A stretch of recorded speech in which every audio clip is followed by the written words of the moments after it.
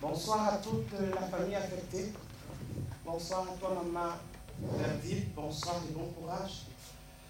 Je me permets de prendre la parole devant toute l'Assemblée. Je m'appelle Mélanie Choro. J'ai vécu à Zurich dans le passé et je suis installée aujourd'hui dans le canton de Vaud. Alors mon témoignage sera plus dans un sens d'exhortation. Parce que quoi? Parce que quand on voit aujourd'hui un jeune frère, un jeune ami, un jeune père, comme celui qui s'en va, c'est quelque chose qui doit nous ramener à beaucoup de réflexion. Et quand nous regardons autour de nous depuis tout ce temps, avec le Covid qui nous a imposé le nouveau système de vie, nous devons nous remettre beaucoup en question.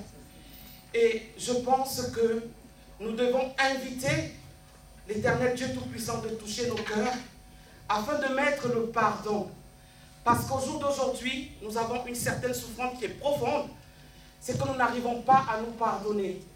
Nous continuons tous les jours dans la même bêtise, pendant que nous voyons tous les jours des frères qui partent, des parents qui partent, des amis qui partent, des connaissances qui partent, mais nous obstinons à continuer dans la haine, dans l'aigreur, dans l'amertume.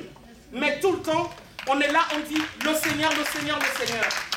Alors ce soir, si je prends la parole devant vous, un peu c'est une manière de révolte sainte, mais c'est de vous inviter, excusez-moi si je lève le ton, c'est de vous inviter, chère maman, chère sœur, chère amie, de cultiver l'amour, d'apprendre à nous aimer. Il n'y a personne qui soit parfait. L'argent ne nous amènera nulle part. Les biens de cette terre ne nous amèneront nulle part. Voilà un enfant de Dieu qui s'en va. Il n'emporte rien. Ça devrait nous donner la force et le courage de comprendre que vanité de vanité. Amen. Tout est vanité. Jusqu'à quand porteras-tu la haine dans ton cœur vis-à-vis de ton frère, vis-à-vis de ta soeur, vis-à-vis de ton enfant, vis-à-vis de ton mari, et te dire tous les jours, oh, demain sera un autre jour, demain ne sera pas un autre jour. Parce que le vrai problème, c'est toi. Ce n'est pas ton frère à côté, c'est ce que tu as dans le cœur. Qu'est-ce que tu as dans le cœur? Jusqu'à où es-tu prête à voir, à accepter voir encore coucher et attendre la dernière nuit pour dire, oh, cette personne, elle était une belle personne. Mais est-ce que tu as pris le temps pendant son vivant de lui dire, ma soeur, j'étais fâché hier. Hier, je peux ne pas t'avoir dit bonjour. Peut-être parce que je n'étais pas dans un état bien. Peut-être parce que j'avais un souci dans la tête.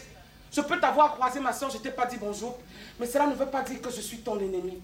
Parce que chacun d'entre nous, nous sommes uniques. Il n'y a personne qui prendra la vie de l'autre. Il n'y a personne qui viendra dire que je vais habiter là où j'habite. C'est la maison de tel. Parce que rien n'est hasard avec Dieu. Tout ce qui arrive, arrive parce que Dieu l'a accepté. Donc, acceptons-le comme ça. Donc, je vous exhorte vraiment, les mamans, que le Seigneur touche nos cœurs ce soir à travers de ce jeune Eric qui s'en va, qui a donné sa vie à Dieu, qui a tout laissé derrière lui pour dire, il a laissé les grandes maisons qu'il pouvait avoir en Suisse. Il a laissé tout ce qu'il pouvait avoir comme richesse. Il est allé s'humilier devant le Seigneur pour dire, papa, je suis venu, je vais te servir. Que cela nous serve un peu de leçon. Que cela nous amène au jour d'aujourd'hui à rentrer dans la profondeur de notre être pour dire, si la mort venait maintenant, est-ce que je suis en paix avec moi-même? Est-ce que je suis en paix avec mon frère? Est-ce qu'il me sert tous les jours de dire, Seigneur, je t'aime, pendant que je n'aime pas mon frère qui est à côté? Est-ce que vous avez pris le temps à un seul moment de dire à côté de toi, ma soeur, je t'aime, mon fils, je t'aime? Il y a des enfants qui meurent aujourd'hui. Ils n'ont jamais eu la chance d'entendre un parent leur dire, je t'aime. Il y a des frères et sœurs qui meurent aujourd'hui sans que personne d'entre eux n'ait pris le temps de dire, mon frère, je t'aime. Ma maman, je t'aime. Essayez un peu cet exercice. Dès demain, prenez votre téléphone. Appelez votre frère, même si c'est en Afrique. Demandez-lui